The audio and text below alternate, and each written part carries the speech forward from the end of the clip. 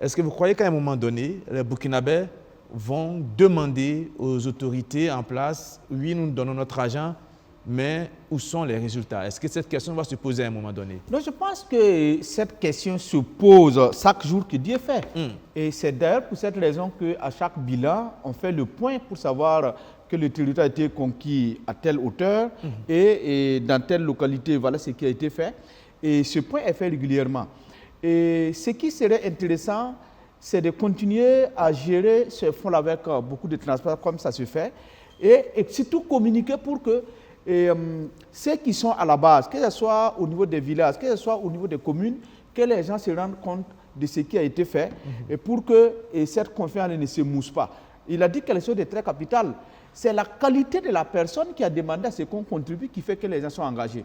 Je vous rappelle que pendant Covid-19, je ne vais pas faire des comparaisons, on a lancé des appels ici. Et on a même vu des gens qui ont cotisé, les représentants de la République qui ont cotisé, mais ils n'ont pas cotisé, ils ont enlevé dans la caisse de la République pour dire qu'ils ont cotisé. Et qu'est-ce que vous voulez que le peuple en fasse? Et cette fois-ci, on voit qu'il y a l'engouement, parce que tout simplement les gens savent où part l'argent.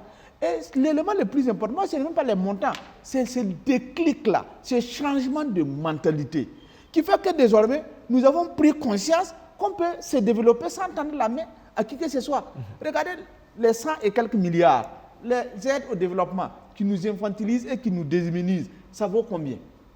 C'est des objets de chantage. Et les gens sentent tous les trois qu'ils ont fait comme ça pour le Burkina, ils ont fait comme ça pour le Mali, pour le Niger.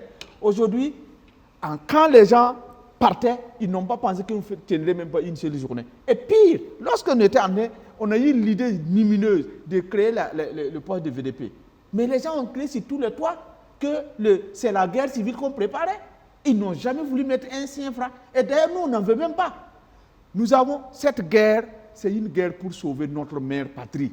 Et on n'a pas besoin du financement de quelqu'un. C'est lui qui pense que ce que nous sommes en train de faire, nous le faisons parce que nous sommes des humains. Nous le faisons parce que nous aimons notre patrie. Nous le faisons parce que tous les peuples, en tout cas, aspirent à la souveraineté.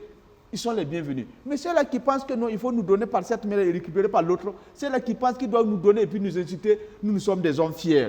Nous allons cotiser pour, en tout cas, sortir de cette guerre. Et mieux, lorsque la guerre va finir, je pense que nous avons trouvé quelles sont les voies par lesquelles nous pouvons passer pour nous développer sans passer par la Banque mondiale, ni par la FMI, encore mais par, en tout cas, celles qui nous donnent.